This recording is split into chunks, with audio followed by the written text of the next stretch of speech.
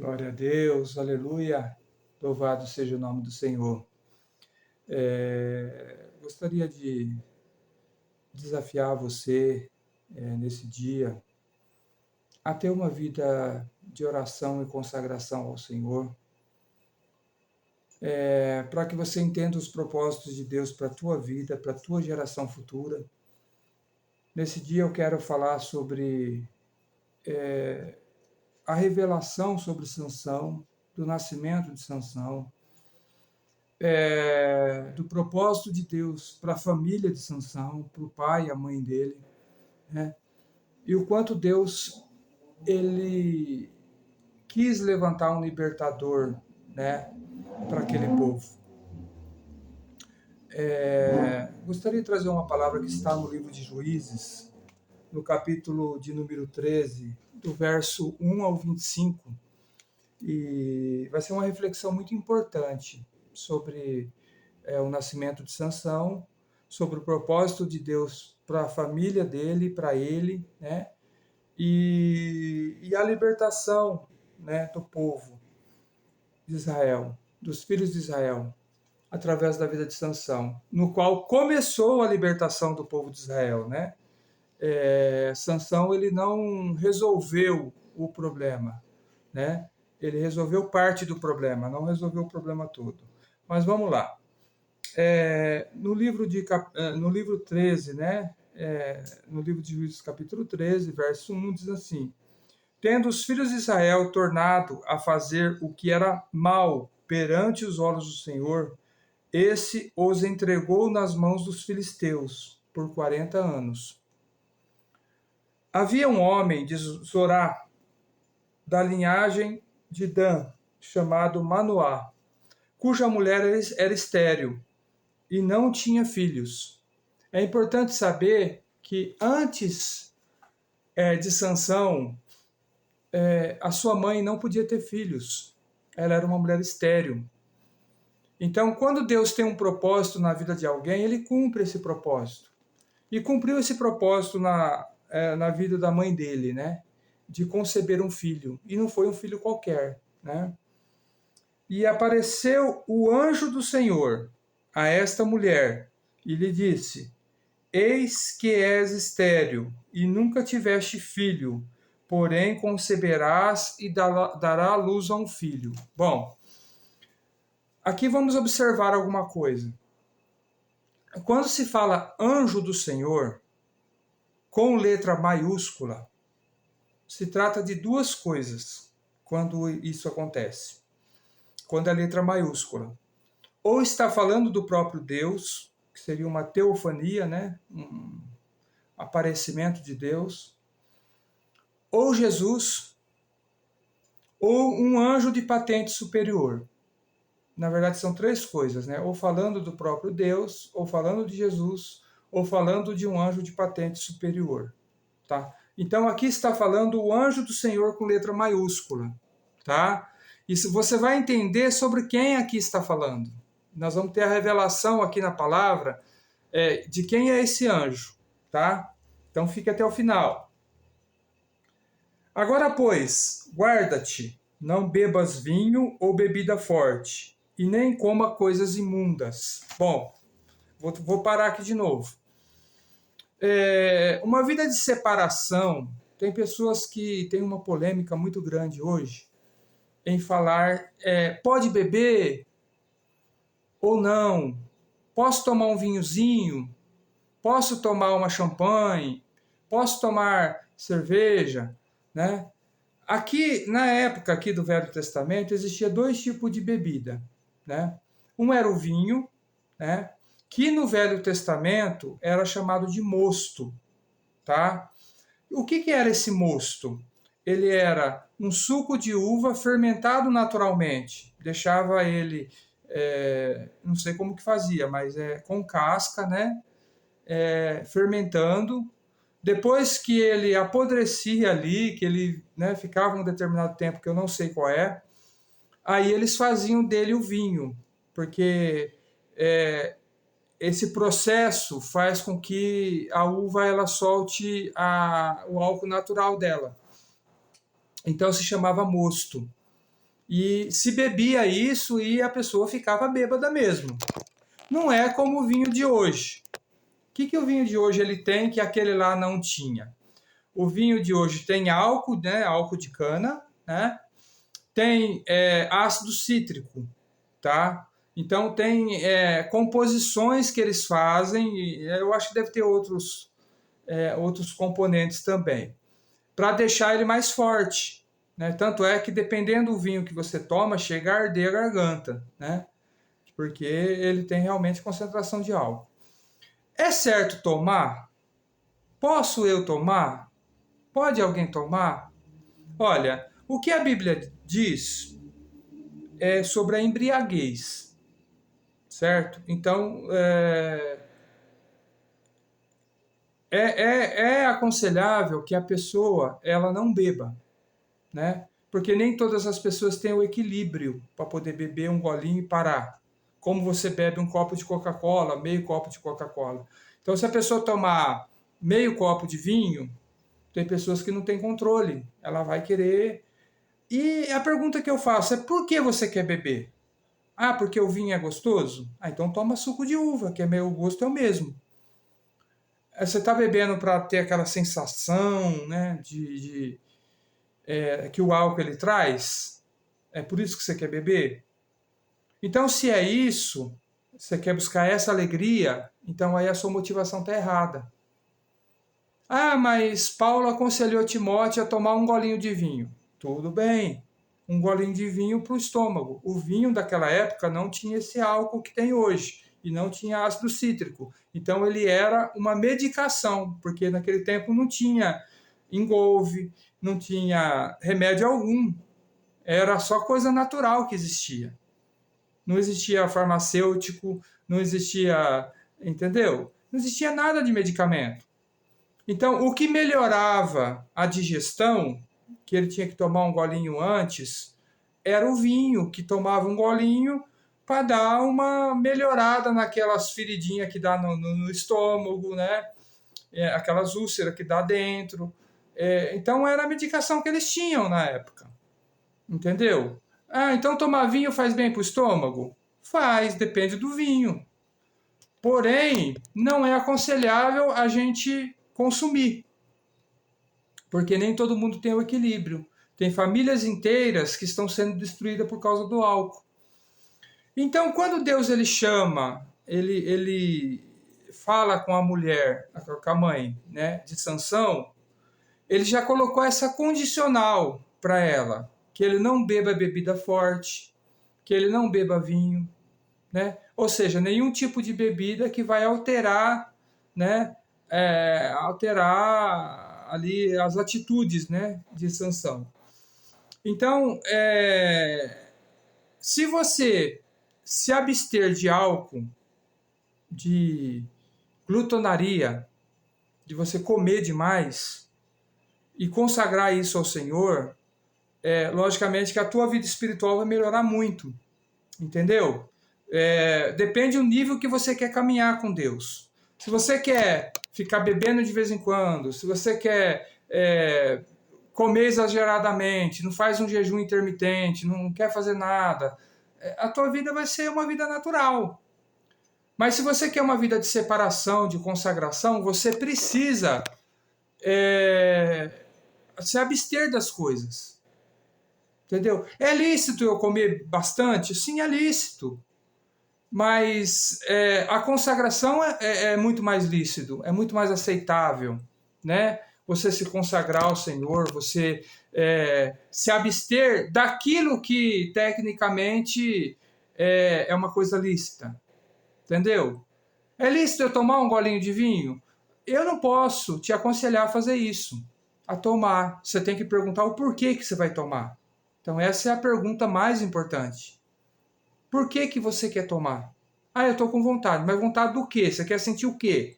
Você quer sentir o gosto da uva? Então vai lá e compra o suco de uva e toma. Ah, eu quero sentir o prazer que o vinho traz. Esse prazer que o vinho traz, você pode conquistar isso em oração, pedindo ao Espírito Santo que encha a tua vida. Ok? Então, é pecado tomar um golinho? Não. A Bíblia não diz isso. A Bíblia diz a embriaguez. Mas tudo começa por um golinho. Então, para que você vai ativar esse início? Para que você quer ativar isso?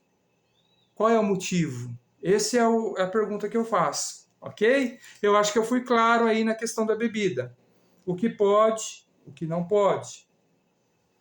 Então, guarda que não bebas vinho ou bebida forte e nem comas coisas imundas também. Pois eis que tu conceberás e darás à luz um filho, sobre cuja cabeça não passará navalha. Porquanto o menino será nazireu, consagrado ao Senhor desde o ventre da sua mãe, e ele começará a livrar o povo do poder dos filisteus. Então, ele vai começar. Ele poderia até conquistar isso por ele mesmo, né? Definitivamente. Mas a Bíblia aqui está falando que ele vai começar. Então Deus ele sabia de todas as coisas e sabia que ele não ia conseguir conquistar a missão total. Ele só conquistou parcialmente. Então a mulher foi a seu marido e lhe disse: um homem de Deus veio a mim, sua aparência era semelhante à de um anjo de Deus, só que aqui ela já usa, aqui a Bíblia está usando a palavra anjo de Deus no minúsculo. Ou seja, esse anjo maior, ele veio em forma de anjo menor. Ele parecia um anjo, certo? Então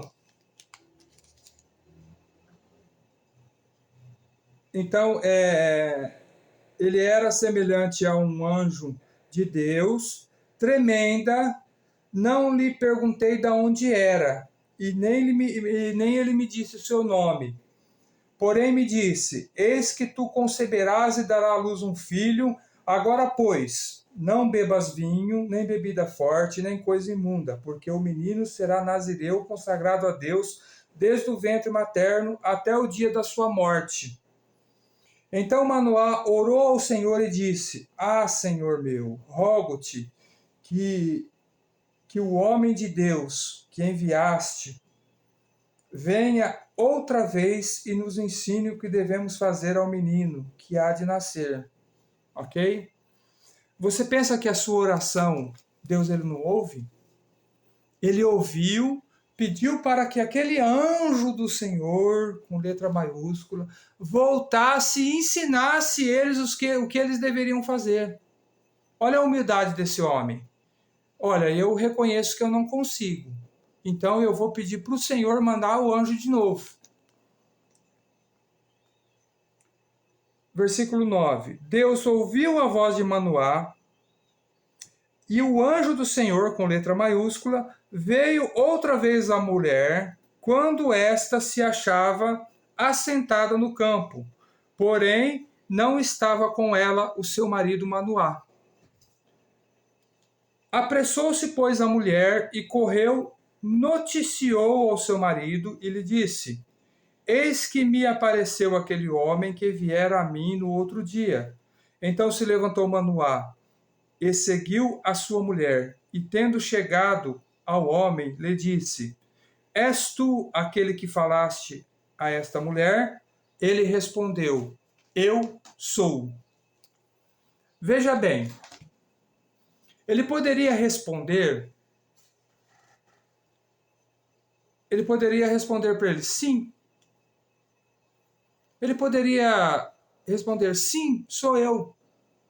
Mas ele respondeu: eu sou. Essa palavra eu sou, se você pegar na Bíblia, somente Deus e Jesus pronunciou essa palavra. Você se lembra que quando os soldados vieram prender a Jesus, quando eles perguntaram se ele era o Jesus, o Nazareno, ele disse: eu sou. E quando ele disse eu sou, a Bíblia diz que os soldados caíram no chão. Porque essa palavra eu sou, ela ratifica toda a plenitude de Deus. Ela demonstra toda a plenitude de Deus. Nenhum outro personagem da Bíblia você vai ver dizendo eu sou. Em nenhuma parte da Bíblia você vai ver isso. Somente quando Jesus falou e quando Deus falou. Tá? Então, esse anjo do Senhor aqui é o próprio Jesus que veio. Entendeu? Jesus veio, né? E se manifestou aos pais de Sansão. Então disse Manoá: quando se cumprirem as tuas palavras, qual será o modo de viver do menino e o seu serviço? Respondeu-lhe o anjo do Senhor com letra maiúscula: guarda-se a mulher de tudo quanto eu lhe disser. De tudo quanto procede da videira, não comerás, nem vinho, nem bebida forte beberás, nem coisa imunda comerás. Tudo quanto lhe tenho ordenado guardarás. Então Manoá disse ao anjo do Senhor: permite-nos deter-te e te prepararmos um cabrito? Porém o anjo do Senhor disse a Manoá: ainda que me detenhas, não comereis do seu pão, e se preparares holocaustos ao Senhor, o oferecerás. Porque não sabia Manoá que era o anjo do Senhor. Então, até então, Manoá não sabia que aquele homem era o anjo. Tá? Perguntou Manoá ao anjo do Senhor: qual é o teu nome, para que, quando se cumprir a tua palavra, nós te honremos? Respondeu-lhe o anjo do Senhor e lhe disse: por que perguntas assim pelo meu nome, que é maravilhoso? Quando o menino ele nasceu, menino Jesus, a Bíblia diz que ele era maravilhoso, príncipe da paz, não é isso? Então, aqui está denotando mais uma vez, está mostrando para a gente que realmente era Jesus, que estava ali conversando com Manoá, ok? Tomou, pois, Manoá um cabrito e uma oferta de manjares e os apresentou sobre a rocha ao Senhor. E o anjo do Senhor se ouve maravilhosamente. Manoá e sua mulher estavam observando. Sucedeu que, subindo para o céu a chama que saiu do altar, o anjo do Senhor subiu nela. O que, vendo Manoá e sua mulher, caíram com o rosto em terra. Nunca mais apareceu o anjo do Senhor a Manoá, nem a sua mulher. Então Manoá ficou sabendo que era o anjo do Senhor. Disse Manoá à sua mulher: certamente morreremos, porque vimos a Deus. Então Manoá, ele teve a revelação de que não era um anjo qualquer, que realmente esse anjo era Deus, entendeu? Se manifestando. Muito embora naquela época não se tinha um entendimento que existia o Pai, o Filho e o Espírito Santo.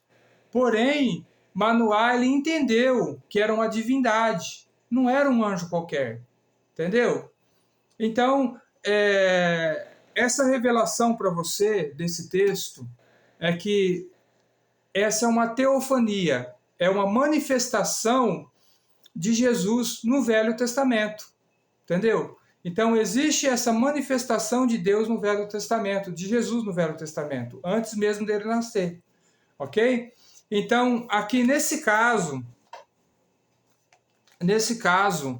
Jesus se manifesta diretamente a Manoá e sua mulher.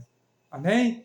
Então, você acha hoje, depois de mais de 2000 anos que Jesus ele foi assunto ao céu, você acha possível ele se manifestar a você? Você acha possível ele trazer um grande projeto para a tua vida? Você acha possível ele ter um projeto de prosperidade para você? Então, se você acha possível, curve a sua cabeça onde você estiver, faça uma oração. Vá para um lugar deserto, vá embaixo de uma árvore, busque uma intimidade com o Senhor.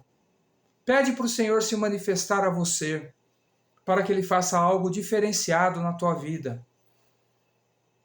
Vá para a igreja, busque, se consagre ao Senhor. E você verá a glória de Deus. Deus te abençoe, meu irmão, minha irmã. Deus abençoe a tua vida, a tua história, em nome de Jesus.